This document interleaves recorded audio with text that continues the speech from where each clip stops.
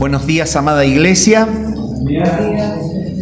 Damos gracias al Señor por un domingo más que nos permite congregarnos y poder adorar su nombre y también abrir su palabra para poder considerar en ella su verdad. Bien, mis amados, les invito a que abran sus Biblias en la segunda carta de Pedro, segunda carta del apóstol Pedro, el capítulo 2. Seguimos con el estudio que estamos desarrollando y estamos en un pasaje que es un pasaje verdaderamente rico en enseñanza, pero también complejo, porque en este pasaje, como lo vengo diciendo, Pedro se encarga de desentrañar el verdadero corazón de estos falsos maestros gnósticos que estaban afectando a la iglesia en esa oportunidad. Y vamos a leer desde el versículo 1 del capítulo 2, vamos a avanzar en la lectura y vamos a leer hasta el versículo 9 inclusive. Y vamos a desarrollar obviamente la parte que nos resta del versículo 2 y el versículo 3. Dice la palabra del Señor así: pero hubo también falsos profetas entre el pueblo, como habrá entre vosotros falsos maestros, que introducirán encubiertamente herejías destructoras, y aún negarán al Señor que los rescató, atrayendo sobre sí mismos destrucción repentina. Y muchos seguirán sus disoluciones, por causa de los cuales el camino de la verdad será blasfemado. Y por avaricia harán mercadería de vosotros con palabras fingidas. Sobre los tales, ya de largo tiempo, la condenación no se tarda, y su perdición no se duerme. Porque si Dios no perdonó a los ángeles que pecaron, sino que arrojándolos al infierno los entregó a prisiones de oscuridad para ser reservados al juicio, y si no perdonó al mundo antiguo, sino que guardó a Noé, pregonero de justicia, con otras 7 personas, trayendo el diluvio sobre el mundo de los impíos, y si condenó por destrucción a las ciudades de Sodoma y de Gomorra, reduciéndolas a ceniza y poniéndolas de ejemplo a los que habían de vivir impíamente, y libró al justo Lot, abrumado por la nefanda conducta de los malvados, porque este justo que moraba entre ellos afligía cada día su alma justa, viendo y oyendo los hechos inicuos de ellos. Sabe el Señor librar de tentación a los piadosos y reservar a los injustos para ser castigados en el día del juicio. Hasta aquí nomás leemos en la palabra del Señor. Es un pasaje fuerte que expone claramente la verdadera problemática que ellos estaban teniendo. Entonces, debemos entender el panorama, el trasfondo. La iglesia estaba debilitada. Pedro en su segunda carta le escribe a personas que estaban experimentando un decaimiento en la fe, estaban al borde de claudicar. Muchos de ellos ya habían seguido detrás de los engaños y de las mentiras de estos falsos maestros gnósticos, y el Espíritu de Dios guía a Pedro a llamarlos justamente a que vuelvan a pararse en la fe. Y lo que está haciendo es mostrarles el verdadero corazón de aquellos a los cuales ellos han escuchado. Les muestra lo que hay dentro y les anticipa cuál es la actitud que Dios tiene para con personas que rechazan su señorío y que viven en impiedad. Entonces, en esta mañana yo quiero compartir un sermón que se llama Las consecuencias destructivas de negar el señorío de Cristo. Las consecuencias destructivas de negar el señorío de Cristo. Contiene en primera parte una introducción de contexto. El segundo punto se titula La primera consecuencia es practicar una vida inmoral. Se extrae de la expresión que dice, y muchos seguirán sus disoluciones, primera parte del versículo 2. Y el tercer punto del sermón se titula, la segunda consecuencia es arruinar el testimonio del Evangelio.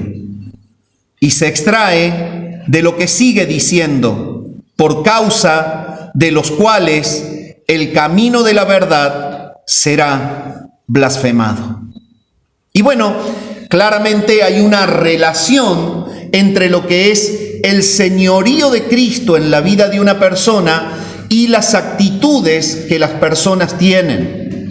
Por ende, la palabra está mostrando claramente que las personas que rechazan el señorío de Cristo, evidentemente se exponen a un juicio que ya está predeterminado como un diseño eterno, el cual está simplemente esperándose en el tiempo hasta que se cumpla. Es lo que la palabra está advirtiéndoles. ¿Cuál va a ser el fin de aquellos que niegan el señorío de Cristo? ¿Y cuál va a ser el fin de aquellos que, arrastrados por la mentira de los gnósticos dentro de la iglesia, también niegan su señorío? Esto es lo que estaba pasando, es lo que acabamos de leer. Entonces Pedro se encarga de revelar no solamente la verdad del corazón de los falsos maestros, sino que también revela el verdadero motivo por el cual ellos actuaban de esa manera. Y en todo el capítulo 2 declara el secreto que había en el corazón de ellos, y es que no estaban bajo el señorío de Cristo. Estos falsos maestros gnósticos negaban a Cristo en su señorío en ellos. Tenían toda una verborragia, incluso hablaban de Cristo como aquel que rescataba al hombre, hablaban de Él como un ser que era inferior a Dios, eso ya lo expliqué, pero en realidad en su vida Cristo no reinaba. Y mis amados, el reinado de Cristo no se evidencia por lo que decimos creer de Él, sino por lo que vivimos de su carácter en nosotros. Es lo que Pedro declara cuando dice en 2 Pedro 2:1, y aún negarán al Señor que los rescató. Hay una negación del Señor que los rescató. Por un lado hablaban de un rescate, por el otro lado vivían como impíos. Esta es la realidad que Pedro está sacando a la luz. Pero ¿por qué Pedro saca a la luz el corazón de los falsos maestros? Para lograr hacer entender a las personas que los seguían en sus disoluciones, que verdaderamente entiendan que ese camino por el cual ellos los llevaban era el camino de la perdición. Pedro viene hablando de la negación que estas personas hacen a sujetarse a las órdenes del Señor. El señorío de Cristo es negado en toda vida que, diciéndose ser cristiana, no vive bajo el mandato del Señor. Puede ser que sea una vida cristiana religiosa. Una persona puede cansarse de venir a la iglesia, pero si es una persona que evidentemente no vive las Escrituras, es una persona que no está bajo el señorío de Cristo. La religiosidad, la permanencia en un lugar, no justifica el señorío de Cristo. El señorío de Cristo es hacer lo que Él manda. Eso es lo que la palabra enseña. Y lo que Pedro está haciendo es mostrar que estos falsos maestros no están bajo el señorío de Cristo.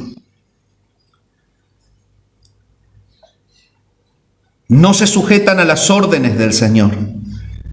Esto significa que naturalmente reaccionan de acuerdo a la verdad de su corazón.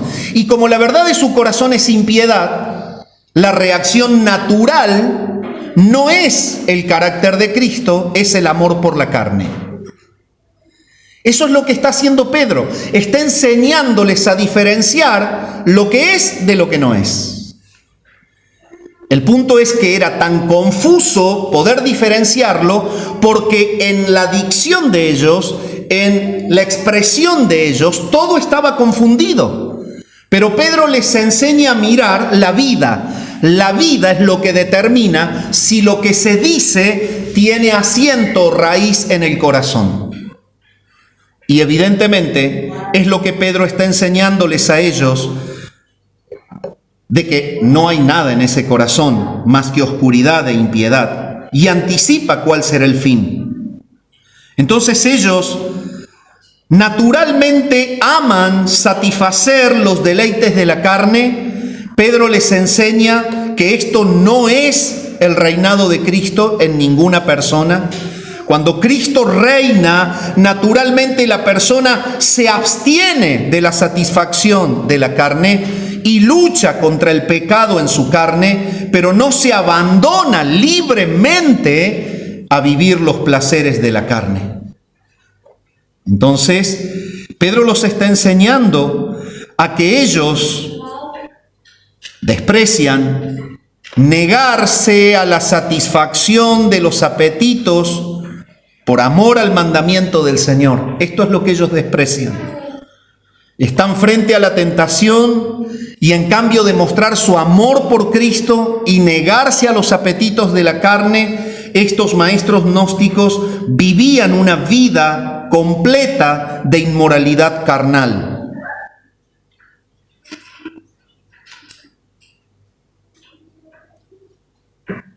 Tal como Pedro lo aclara más adelante en el mismo capítulo, en los versículos 9 y 10, cuando dice: sabe el Señor librar de tentación a los piadosos y reservar a los injustos para ser castigados en el día del juicio, y mayormente a aquellos que siguiendo la carne andan en concupiscencia e inmundicia y desprecian el señorío.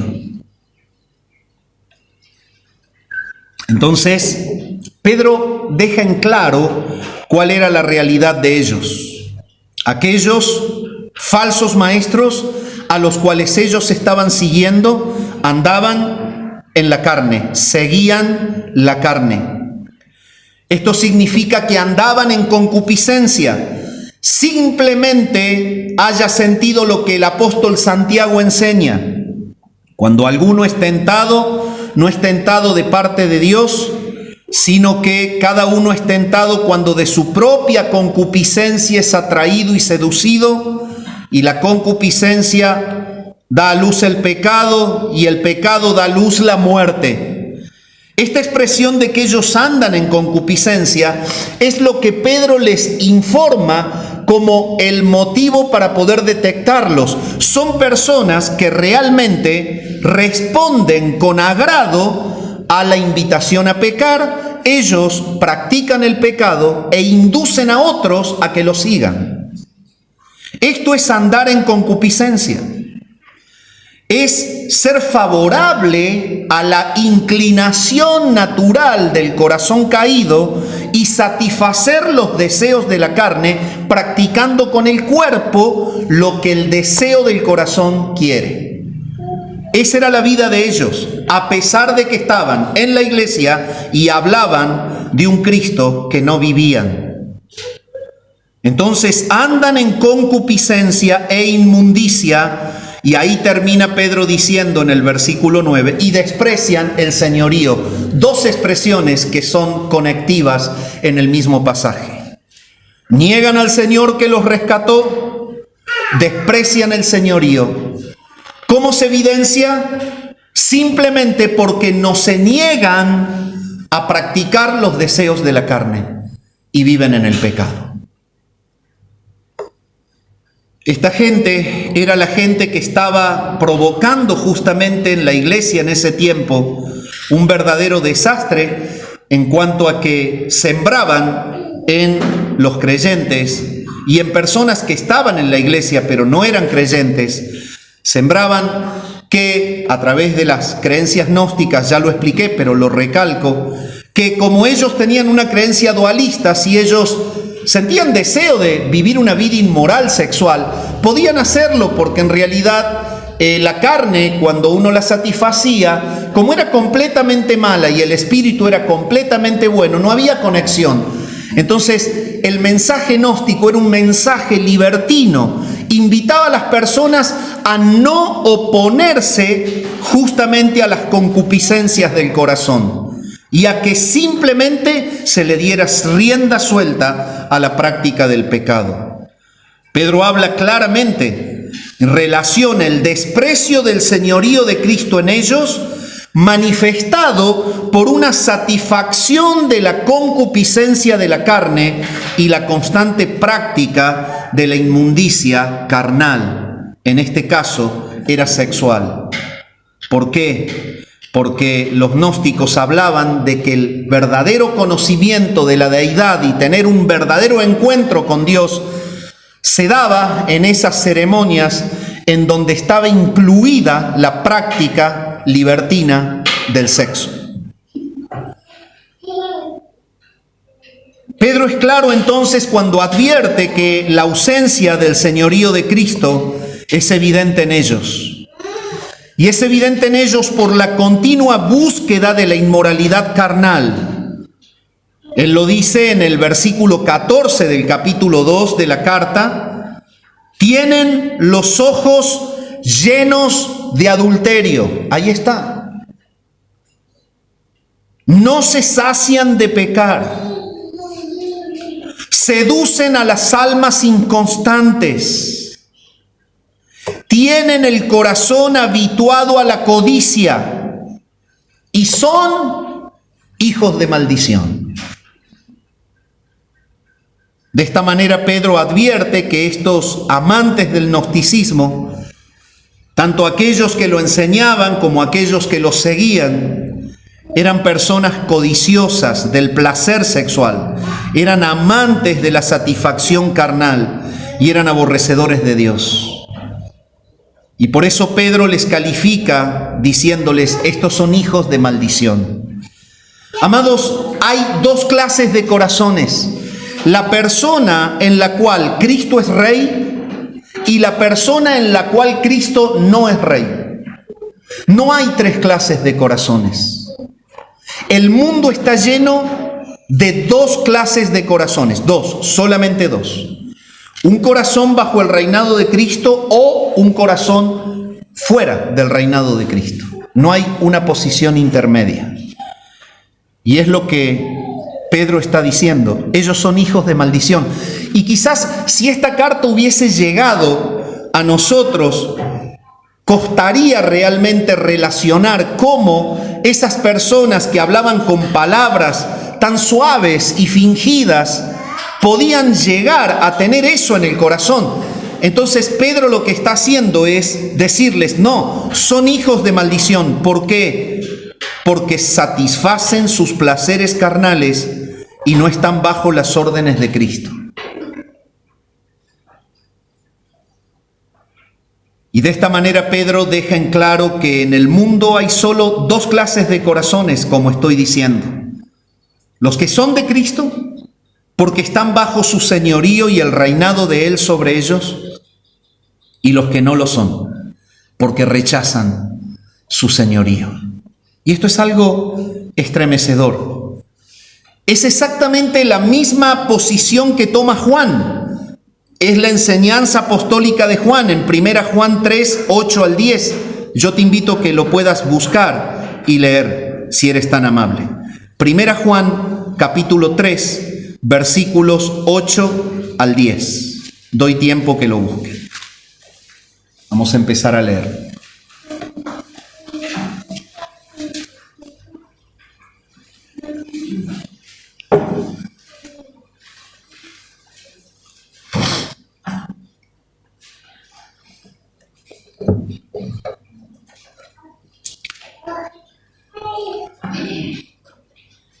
Dice así la palabra: el que practica el pecado es del diablo, porque el diablo peca desde el principio. Para esto apareció el Hijo de Dios, para deshacer las obras del diablo. Todo aquel que es nacido de Dios no practica el pecado, porque la simiente de Dios permanece en él, y no puede pecar, porque es nacido de Dios. En esto se manifiestan los hijos de Dios y los hijos del diablo. Todo aquel que no hace justicia y que no ama a su hermano no es de Dios. Bueno, evidentemente Juan, desde otro perfil, apunta al mismo problema que había en ellos. La clase del corazón de los falsos maestros que estaban destruyendo y desviando a los creyentes es esta clase. Son hijos de maldición, son aborrecedores de Dios. Juan dice, no son de Dios. Pedro dice, son hijos de maldición. ¿De qué manera entonces Pedro está ayudando a la iglesia a pararse sobre sus propios pies frente al ataque que tenían? Simplemente a diferenciar y a que no sigan a personas que muestran tener un corazón oscuro, perverso, que los llevan a la misma práctica del pecado de la inmoralidad sexual que ellos practicaban. Al igual que el apóstol Pedro, el apóstol Juan deja más que claro que solo hay dos clases de corazones.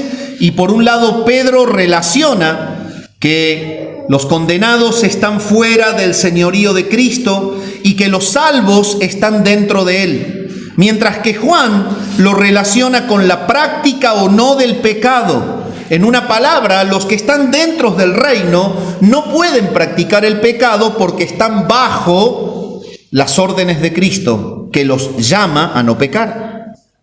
Pero los que están fuera del reino de Cristo, por más que estén dentro de una iglesia, son los que no pueden seguir la orden de Cristo a que lleven una vida de santidad. Pueden tener la religiosidad externa, pero no tienen la esencia interna que los lleva a aborrecer el camino de la maldad. Y ese era el problema. Pedro les está mostrando por qué hay muchos que siguen sus disoluciones. Los amantes del gnosticismo manifiestan ser hijos de condenación, o sea, practicantes del pecado, hijos de Satanás. Sin embargo, su operación destructiva dentro de la iglesia hacía evidente lo que sin el operar de ellos no se podía conocer, y era el corazón de otros. Otros que estaban dentro, pero que amaban el mismo pecado que ellos. Si tú amas al Señor, y si Cristo es tu Señor, tú puedes tener invitación a hacer maldad. Pero bajo el señorío de Cristo tú dirás que no. Si alguien te invita y te dice, ven y vamos a pecar juntos, ¿no tenés el señorío de Cristo para decir no? Eso es lo que Pedro está mostrando. Hay personas que están dentro, pero que tienen un corazón igual, compatible con el que está fuera del reino de Cristo. Eso es lo que pasaba ahí en ellos, entre ellos. Y entonces Pedro aclara, ahora se revelan corazones. Y es por eso que dice, y muchos seguirán sus disoluciones. Porque les está diciendo cuál era la efectividad del trabajo perverso, dañino, oscuro, que estos falsos maestros gnósticos hacían dentro de la iglesia. Y de ahí surge el segundo punto del sermón. Una de las consecuencias de negar el señorío de Cristo, la primera de ellas, es practicar una vida inmoral. Muchos seguirán sus disoluciones. Esto es algo tremendo. Iban por un camino de negación de la santidad, de manera consciente, voluntaria. Y al estudiar las Escrituras hay un claro mensaje de que son muchos los que caminan por el camino ancho. Ese camino ancho que lleva a la perdición es atractivo.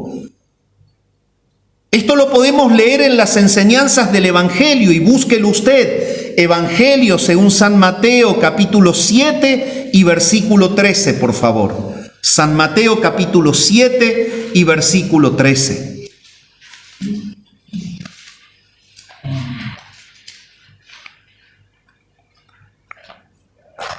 Dice la palabra: entrad por la puerta estrecha, porque ancha es la puerta y espacioso el camino que lleva a la perdición, y muchos son los que entran por ella. Y en este lenguaje figurado se presenta justamente dos puertas, dos caminos y dos finales. Una puerta angosta, viene enseñando el pasaje, que conduce a un camino angosto, que es difícil de caminar y es el camino que lleva a la vida, y una puerta ancha que conecta a un camino amplio y es el que lleva a la perdición. Y me hacía pensar esto, ¿no? Cierta vez quería hacer entrar una mesa, un mueble, por una puerta que tenía un ancho que no daba para que ese mueble se lo pudiese girar y se lo pudiese hacer entrar. Es incómoda la puerta angosta. La figura es la incomodidad de una vida de renuncia constante a satisfacer el pecado. Esa es la puerta estrecha. Es estar bajo las órdenes de Cristo. Es ser esclavos de Jesús por haber sido librados de la esclavitud de un sistema corrupto, del reino de las tinieblas. Al ser trasladados al reino del amado Hijo, somos puestos en esclavitud a Cristo.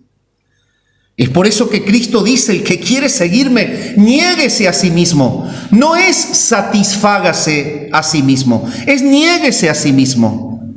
Tome su cruz cada día y sígame.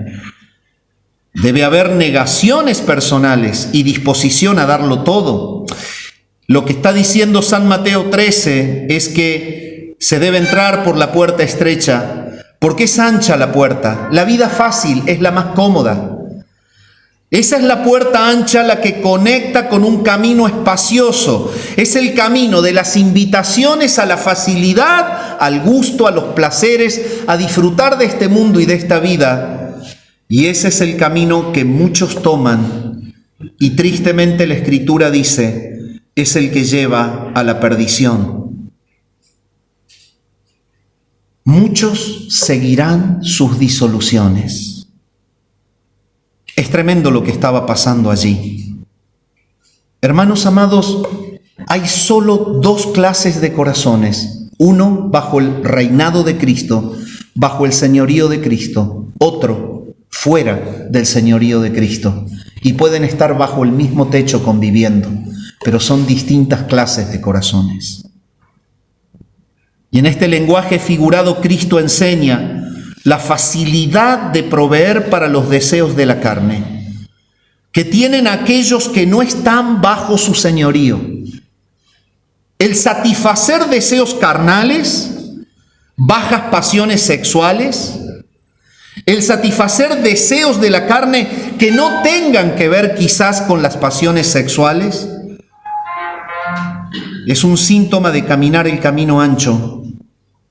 Es el camino de la facilidad, el de la no negación, el de este mundo y esta vida es una sola, hay que vivirla, hay que disfrutarla. Hagamos lo que todos hacen. Ese es el camino de los que no están bajo el señorío de Cristo y se dedican a disfrutar de las experiencias atractivas del pecado. Y la palabra dice, terminarán en la condenación. Por eso el Señor lo aclara y dice, la puerta ancha lleva a la perdición.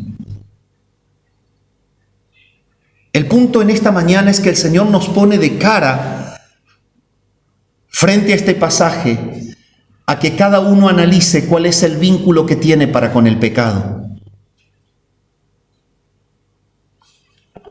Pastor, el problema de la inmoralidad carnal, eso era de mi antigua vida, yo ya la solucioné.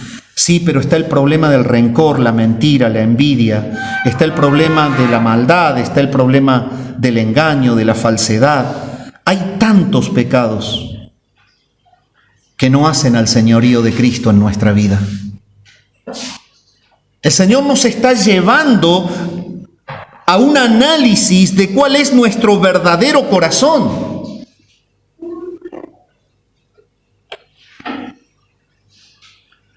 La consecuencia destructiva del mensaje engañoso de los maestros gnósticos era hacer popular el caminar por el camino ancho.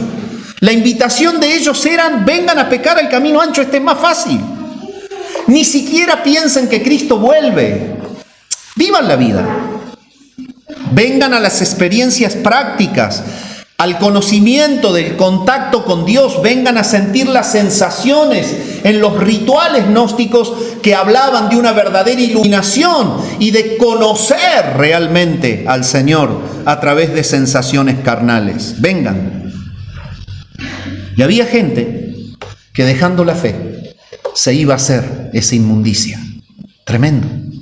Eso pasaba en la iglesia. Eso es lo que dice la carta. Pero si bien hemos superado ese tipo de prácticas tan desagradables y horribles que son propias del infierno, de la perdición, debemos cuidar nuestro corazón, porque hay cuestiones que no son tan groseras como estas que presenta la carta con respecto a las disoluciones, que eran bajas pasiones sexuales, pero sí son ídolos del corazón que debemos rendir. Cuando Cristo es Rey, la vida está en una constante lucha contra el pecado cada día. Y hay una búsqueda incansable por destronar ídolos del corazón. Porque si Cristo es Rey, no hay dos tronos. El trono es de un solo Rey, es el de Cristo. Y la única manera en la que una vida verdaderamente glorifique a Dios es cuando reconoce los propios ídolos sentados en distintos tronos del alma y se dedica de una manera responsable a matar a cada uno de ellos. Es por esto que el Señor en el mismo Sermón del Monte advierte, y yo te pido que lo busques, San Mateo capítulo 7 y versículo 21. Él advierte lo siguiente, porque en realidad el vínculo que tenemos para con el pecado es lo que justifica si estoy en el reino o no.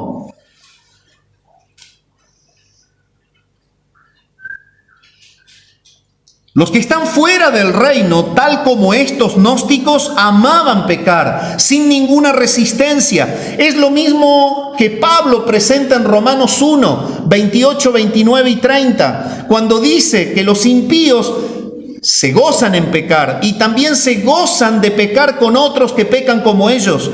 no solamente se quedan en su práctica, sino que aman la compañía de otros que viven en la misma disipación y en los mismos excesos. Pero el Señor hace una advertencia. San Mateo 7:21 dice: no todo el que me dice Señor, Señor, entrará en el reino de los cielos. Esto es lo que Pedro les está diciendo a ellos. No están en el reino. Hablan del Señor que los rescató, pero no están bajo su señorío. Y muchos le siguen, sino el que hace la voluntad de mi Padre que está en los cielos. Entonces, señorío de Cristo, de acuerdo a Cristo, es igual a obediencia a la voluntad del Padre. No es igual a hablar de Cristo, no es igual a tener cristianismo, no es igual a ser permanente dentro de una iglesia, no es igual a ayudar, a dar, es igual a mortificar el pecado, y si no, Cristo no es tu rey, no es mi rey. Y ese es el punto aquí. Es mucho más profundo de lo que quizás entendemos. Él lo advierte. Muchos me dirán, Señor, Señor. Otro texto. Aquí dice: no todo el que me dice Señor, Señor.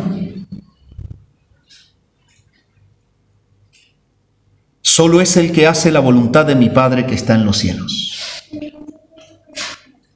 Y ese es el llamado del Señor al corazón de cada creyente en esta mañana. Está bien, no seguimos disoluciones de maestros falsos. Esta es una iglesia de púlpito sano, de lucha contra el pecado. Pero tampoco sigas al corazón, ni sigas las órdenes de los ídolos del corazón. Lucha contra ellos. El señorío de Cristo se deja ver en corazones que, estando dentro del reino, cada día viven una batalla sangrienta en contra de su propio pecado, en la búsqueda de un nivel mayor de santidad, hasta que Cristo venga.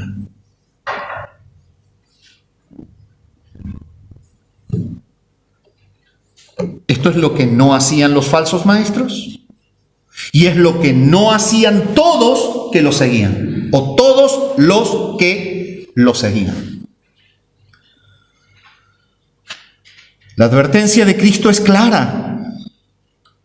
Entrar en el reino de los cielos no es para los que le llaman a Cristo Señor de la boca para afuera, sino para los que confirman a través de una vida piadosa y recta que verdaderamente están sujetos a su señorío y que han logrado verdaderamente destruir a esos ídolos. Solo entrarán al reino de los cielos los que hacen la voluntad de su Padre que está en los cielos.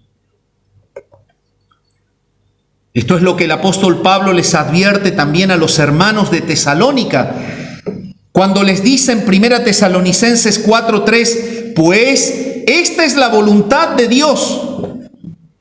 La voluntad de Dios es vuestra santificación, que os apartéis de fornicación. Ahí está la voluntad de Dios, que se aparten de la fornicación. Es lo que verdaderamente detectaba que en la vida de los falsos maestros no había vida espiritual. Es que no podían luchar contra los gustos pasionales de la carne. Si la persona no se aparta de la fornicación, está fuera de la voluntad de Dios y por ende está fuera del reino. Eso es lo que enseña Cristo. Lamentablemente, los que seguían sus disoluciones, y que eran muchos, mostraban no estar bajo el señorío de Cristo, porque sus prácticas inmorales desobedecían a la voluntad de Dios, que era apartarse de fornicación. Sí, pero mira, hermano, primero, no hay gnósticos hoy, tú dices. El gnosticismo está en la sociedad y tristemente está dentro de las iglesias. De las iglesias. Está bien, pero yo no practico eso. Mire, mi hermano, destrone los ídolos del corazón. Esa es nuestra tarea. Los míos por mi cuenta y los rendiré ante el Señor. Los suyos por su cuenta y los rendirá ante el Señor. Yo no practico inmoralidades sexuales. Primera Tesalonicenses dice que la voluntad de Dios es que nos apartemos de fornicación. ¿Qué haces con el celular? ¿Qué haces con la pornografía? ¿Qué haces cuando estás solo y nadie te ve? Eso no es del reino de Cristo en un corazón. ¿Qué haces con la mirada cuando tu esposa no está y pasa otra mujer mal vestida o marcando su cuerpo? La lucha contra la lujuria, la lucha contra el pecado, la lucha contra los deseos de los ojos, habla de que estamos dentro del reino. No podemos seguir esas disoluciones. Exactamente pasa cuando una mujer, que quizás es tentada no de la misma manera que el género masculino, presta su oído a galantonerías de algún otro hombre que no es su esposo, el jefe del trabajo, el amigo, el compañero, el vecino, o simplemente se deja deslumbrar por la vestimenta, sus zapatos, el lustre, el olor del perfume. La inclinación del corazón a la infidelidad es un ídolo del corazón, es lo que te puede llevar a una vida que embarra y ensucia no solo tu santidad, sino el Evangelio.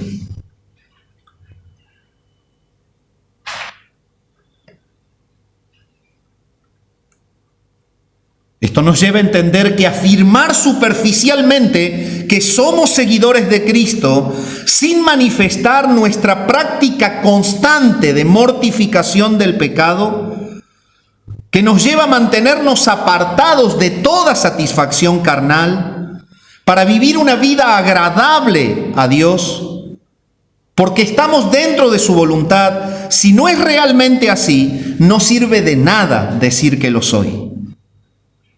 Solo entrarán en el reino de los cielos, dice la palabra, quienes no siguen las disoluciones de los falsos creyentes que los invitan a pecar, demostrando que verdaderamente le pertenecen al Señor y que están dispuestos a renunciarlo todo por amor a Él. Esto es lo que no hicieron ellos. Por eso dice, muchos seguirán sus disoluciones. Y quiero aplicarlo a la vida nuestra. Quizás no tengas una persona que te está diciendo, vení, dame la mano, vamos a pecar. Mira, te invito.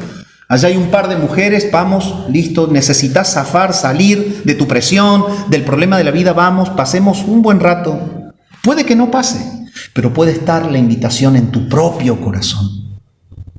La disolución puede venir por la invitación de tu propia concupiscencia. Y tienes que estar parado en saber si estás en el reino de Cristo o no. Y si Cristo es tu Rey, vos debés decir que no a la maldad y al pecado, cualquiera sea su forma. Esto es lo que el Señor enseña en el Evangelio de Juan, cuando Él dice en San Juan 15, 14 al 16, búsquelo por favor, San Juan capítulo 15, versículos 14 al 16.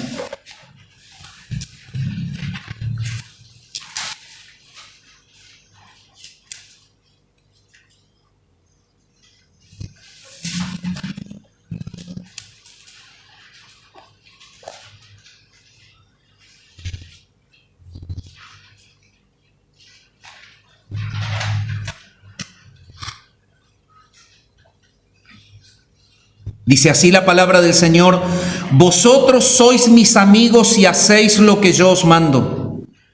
Yo no os llamaré siervos, porque el siervo no sabe lo que hace su Señor, pero os he llamado amigos, porque todas las cosas que oí de mi Padre os las he dado a conocer. No me elegisteis vosotros a mí, sino que yo os elegí a vosotros, y os he puesto para que vayáis y llevéis fruto, y vuestro fruto permanezca, para que todo lo que pidiereis al Padre en mi nombre, Él os lo dé. El Señor aquí habla de que Él le llama amigo al que hace lo que Él le manda. En San Lucas 9 habla: ¿por qué me llamas Señor, Señor, y no haces lo que yo os digo? Anteriormente leímos lo que Él dice: entrarán al reino los que hacen la voluntad de mi Padre que está en los cielos. No pasa por decir, sino pasa por una vida sujeta a las órdenes de la palabra de Dios. El Señor está hablando y está diciendo: yo les he puesto a ustedes para que vayan y lleven fruto, y vuestro fruto permanezca. Y uno piensa que el fruto es, no sé, algo, digamos, voluminoso, algo que se le puede dar a Dios. El fruto es su carácter en nosotros, es la madurez del reinado de Cristo en nosotros, y es lo que contagiará a otros, y es lo que dará testimonio a otros. El fruto verdadero de uno es lo que Dios usa para impactar a otros con nuestra vida transformada. Evidentemente, Cristo mismo enseña que solo están en amistad con Él los que hacen lo que Él manda. Entonces, el punto es este: entre la religiosidad en la que estamos habituados y la realidad de la palabra, ¿dónde estoy parado hoy? El mandato de la palabra, la orden de Cristo, la voluntad del Padre, ¿rige mi vida o simplemente la conozco y queda en mi intelecto? De la misma manera, el apóstol Santiago lo enseña cuando él dice en Santiago 1, 22 al 25. Noten ustedes y búsquenlo. Santiago capítulo 1, versículos 22 al 25. Muchos seguirán sus disoluciones.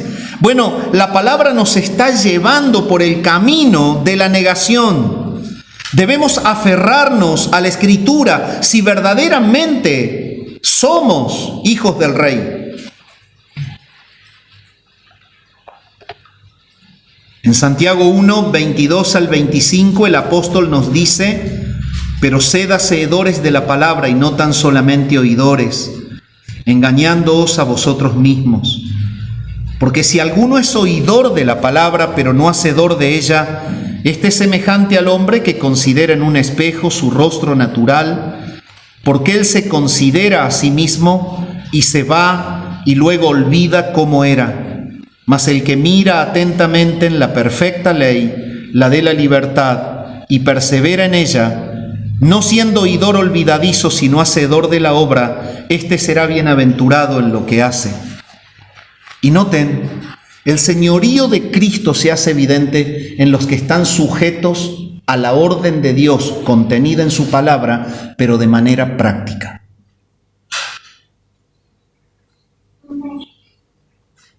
Para no seguir sus disoluciones, el reinado de Cristo se debe hacer evidente en el verdadero corazón redimido, porque su vida se rige por las determinaciones de la palabra, no por la invitación de los que dicen ser, pero no lo son. Ese era el problema de ellos, y Pedro les está enseñando: detecten esto, no sigan la disolución, sigan a Cristo.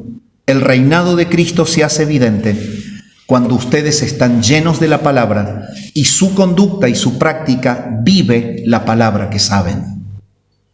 Entonces el Señor nos lleva a la reflexión en esta mañana. ¿Estamos habituados a llamar a Jesús Señor, Señor, pero negando hacer lo que Él manda?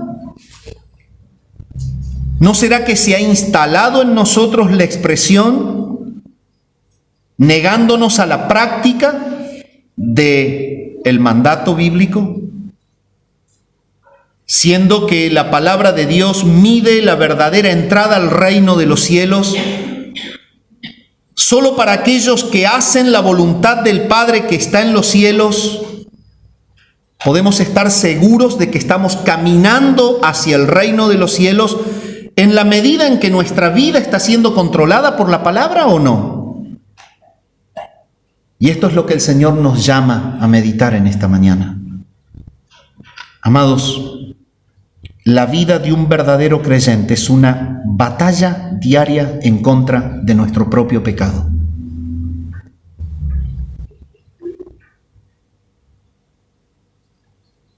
Y el reinado de Cristo se hace evidente cuando destronamos todos esos ídolos a través del poder de la palabra aplicada a nosotros, que nos hace vivir fuera de la satisfacción de las concupiscencias de la carne y dentro de la obediencia a los mandatos de Dios.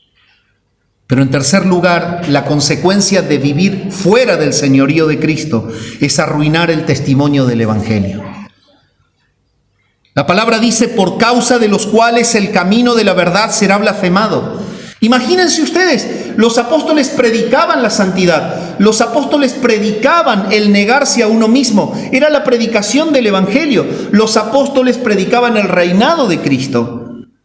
Y fíjense en ustedes, una iglesia que estaba en una sociedad donde veían que en las prácticas de estos que estaban en la iglesia y que salían de los cultos cristianos, eran las orgías gnósticas para encontrar la iluminación y el conocimiento de Dios a través de sensaciones. Y para colmo, los que estaban reunidos ahí salían y vivían la misma asquerosidad que ellos. Ese era el escenario. Y entonces dice la palabra, por causa de los cuales el camino de la verdad es blasfemado. El punto es que cuando el mundo no ve el reinado de Cristo en nosotros, en nuestra manera de pensar, no ve el reinado de Cristo en nosotros, en nuestra manera de sentir, no ve el reinado de Cristo en nosotros, en nuestra manera de actuar, cumple el objetivo del diablo. El objetivo del diablo fue burlarse de Dios desde el arranque. Dios plantó un huerto, símbolo del futuro reino celestial, un tabernáculo de trato directo sin la presencia del pecado, un hombre y una mujer creados a su imagen y semejanza con el propósito de que por la procreación llenen de la gloria de Dios, de esa imagen y semejanza de Él, toda la tierra. Un enemigo que lo lleva a comer de un fruto prohibido y mofarse y burlarse de la obra de Dios. La apertura a un camino de redención que solamente se recupera en Cristo es ese nuevo Edén, la Jerusalén celestial, cielos nuevos y tierras nuevas, en donde terminaremos. La estrategia de Satanás siempre fue blasfemar y burlarse de la obra de Dios. Cuando avanzamos en la Escritura lo podemos ver. Un pueblo instituido, el pueblo en donde Dios se muestra como un Dios relacional, al cual les da la ley, y una instigación diabólica a que no sigan el mandamiento de la ley, sino que se hagan un becerro de oro. La mofa. La idolatría es mofa de Satanás en contra de Dios. Y el pueblo sigue ese patrón. El mismo patrón, cuando seguimos la Escritura en el Nuevo Pacto, es lo que estamos viendo en la carta de Pedro. Un Dios eterno que ha dejado un mandato y personas que dicen ser creyentes, dándole el gusto de pisotear la sangre de Cristo y la cruz con sus conductas. Esa es la consecuencia de vivir fuera del señorío de Cristo.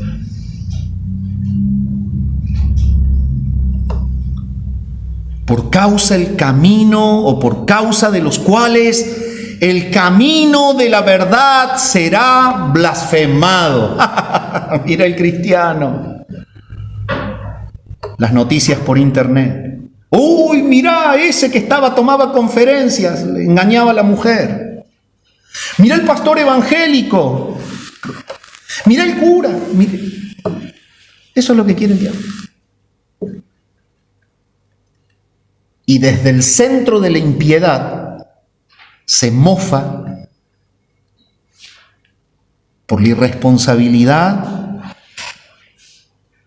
de los que dicen ser y muchas veces de los que son, pero viven una vida sin compromiso.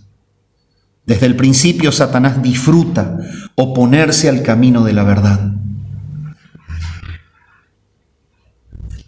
Pedro en este caso relaciona que aquellos que no están sometidos al señorío de Cristo son usados por Satanás para traer burla, menosprecio al Señor y al camino de la verdad.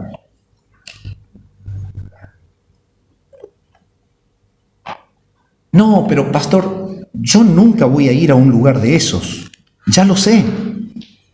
Pero burla al camino de la verdad se le trae con muchas otras cosas que no sean esas. Eso es lo que tenemos que cuidar.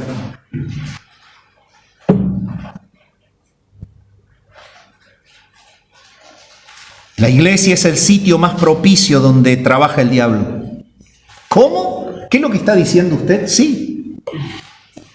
Pablo lo dice en Efesios capítulo 6. No tenemos lucha contra sangre y carne, sino contra principados, contra potestades, contra huestes espirituales de maldad en las regiones celestes. Santiago dice, el diablo debe ser resistido por la fe y va a huir.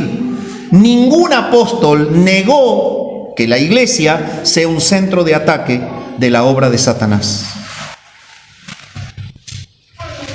¿Cómo es que trabajaba el diablo en ese momento en la iglesia a la cual Pedro le escribe? De esta manera, moviendo con invitaciones sagaces de personas que eran impías, que estaban fuera del reino, pero decían seguir al Señor, invitaciones a personas no seguras a que sigan sus disoluciones. Y todas esas prácticas lo único que hicieron en la sociedad es burlarse del cristianismo. La iglesia es el sitio propicio donde Él trabaja para lograr ese cometido de blasfemar la verdad, haciendo todo lo posible para lograr que la iglesia de Cristo se desvíe de ella. ¿Y sabe por qué?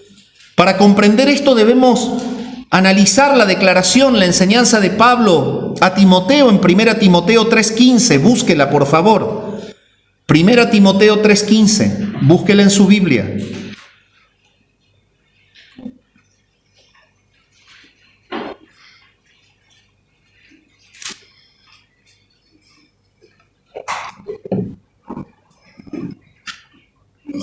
Para que si tardo, le dice Pablo a Timoteo, sepas cómo debes conducirte en la casa de Dios. Estar en una iglesia, ser miembro de una iglesia, no es un juego. Es un compromiso tomado delante del Señor, en una embajada del reino de los cielos, en medio de un lugar de tinieblas, en un sitio de impiedad, en donde una persona se ha comprometido bajo el reinado de Cristo a mostrar a Cristo predicando el Evangelio, no solamente con su boca, sino con su vida.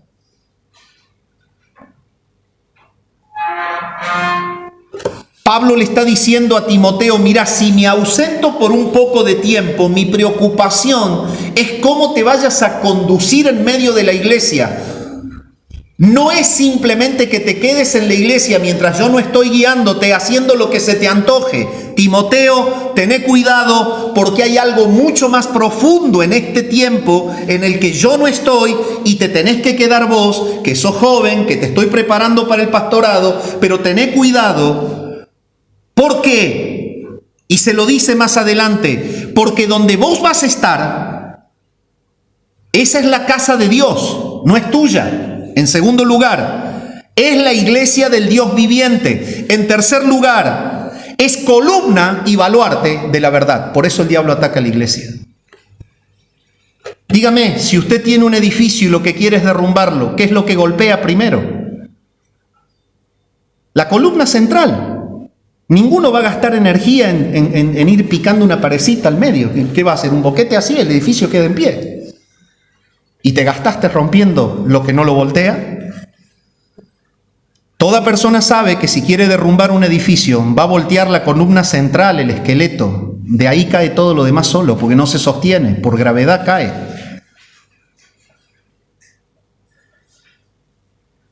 Cuando el diablo logra que creyentes verdaderos sean arrastrados o falsos cristianos que están dentro sean llevados a la práctica del pecado, es el misil más efectivo para que el edificio caiga. Y esa es la mofa de Satanás a la verdad del Evangelio. Pablo le dice a Timoteo: mira cómo te conducís, porque la iglesia es la columna de la verdad, es el baluarte de la verdad.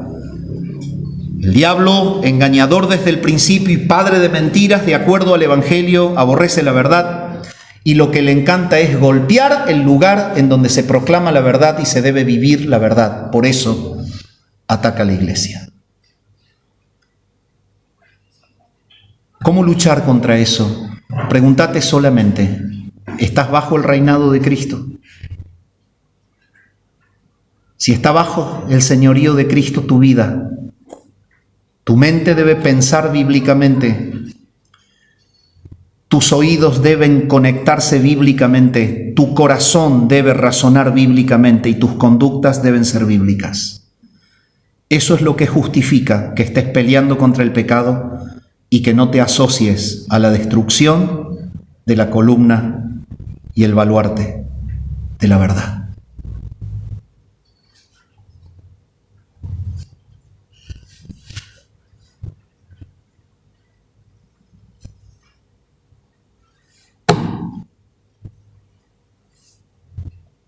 El corazón que se deja arrastrar por sus propias concupiscencias escucha de una manera no bíblica.